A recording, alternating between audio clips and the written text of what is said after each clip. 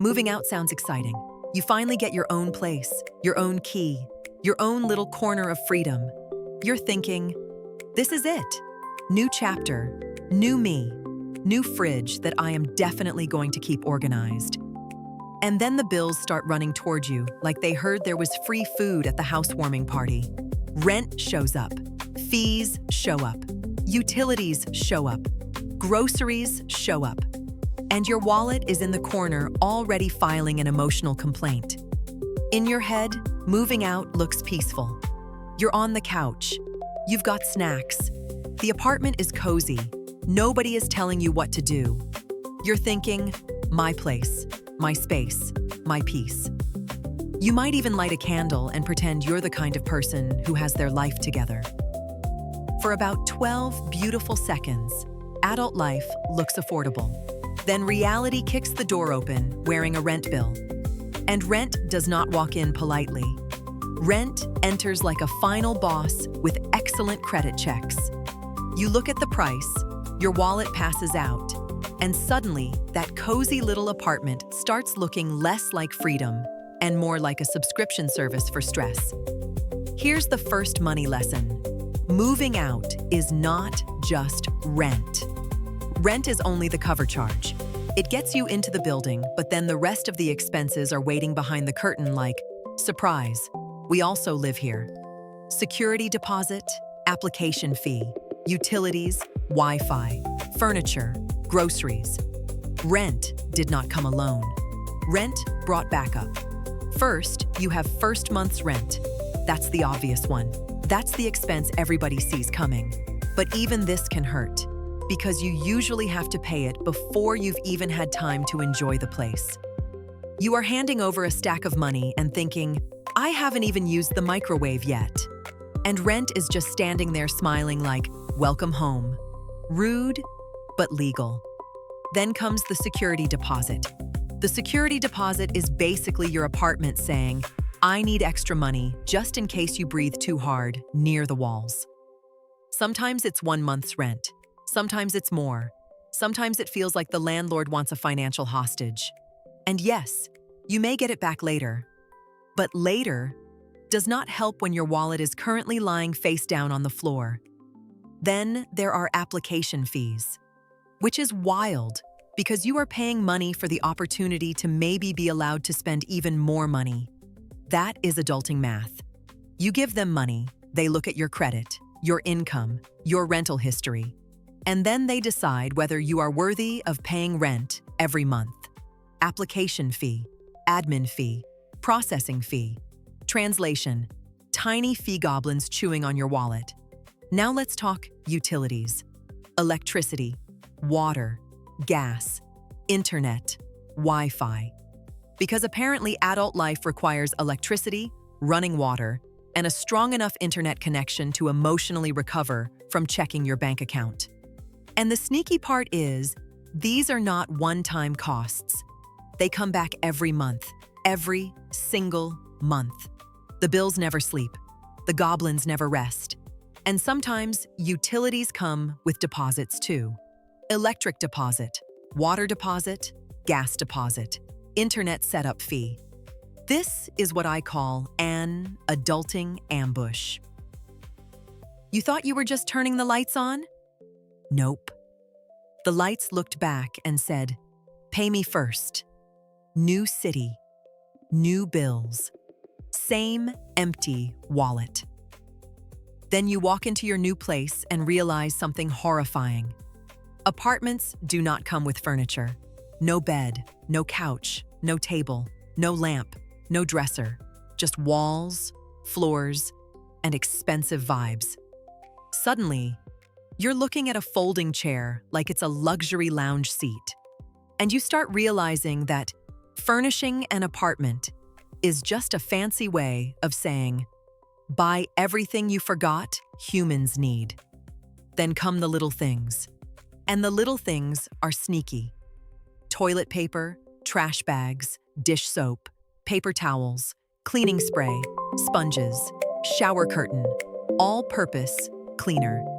Individually, they seem harmless. Together, they form the receipt of disrespect. That's when you realize adulthood is not one big expense. It's 47 tiny expenses, standing on each other's shoulders wearing a trench coat. And then there are groceries. Because the fridge does not magically restock itself just because you believe in independence. You go to the store thinking, I just need a few things. Then somehow, bread, milk, cereal, pasta, fruit, eggs, and one emergency frozen pizza turn into a total that makes you question the economy, your life choices, and whether dinner is really necessary. Food is essential. Your wallet, apparently, is optional. So here is the budget reality check. When people say, "Can I afford to move out?" they usually ask one question: can I afford rent? But the better question is, can I afford rent, deposit, fees, utilities, furniture, supplies, groceries, and still have money left to survive? Because moving out is not just a monthly payment. It is a setup cost plus monthly costs.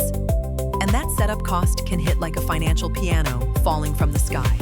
Now here's where things get serious for a second. If you do not have enough cash up front, moving out can become even more expensive. You might use a credit card.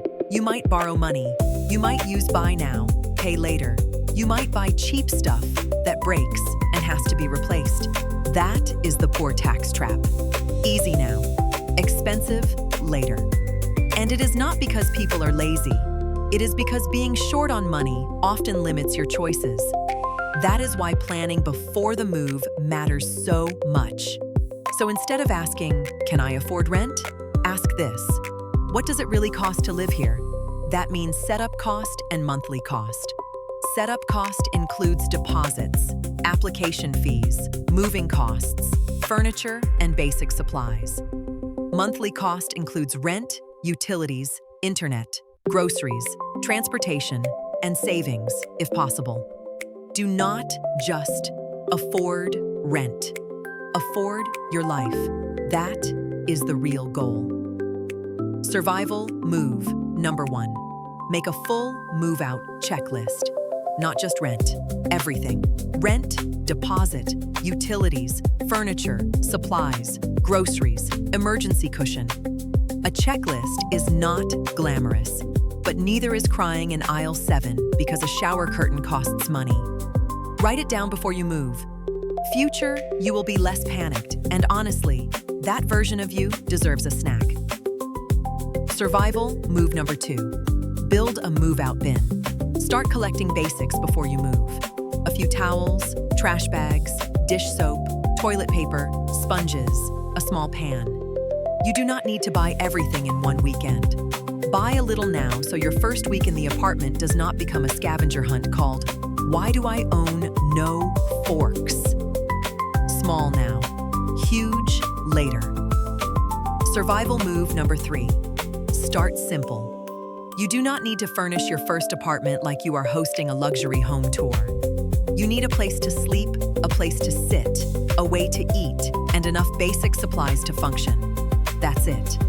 Secondhand is smart. Simple is smart. Not financially detonating your wallet is very smart. You do not need more stuff. You need more breathing room. Final verdict. Moving out for the first time gets a wallet damage score of 9 out of 10. Because rent did not come alone. Rent brought cousins. Fees, utilities, groceries, furniture, supplies, internet, deposits, and one random expense you did not know existed until it attacked you at checkout. Adulting level, expert. Wallet level, critical. So, if moving out financially attacked you, you are not alone. The goal is not to be perfect. The goal is to see the real cost before it jumps out from behind the couch, holding a receipt. Comment below. What adulting cost shocked you the most? Was it rent, groceries, utilities, furniture, or that one tiny thing that somehow cost $40? And subscribe to Adulting Costs Too Much for more real-life money help for expensive grown-up moments. Adulting is hard. But you've got this.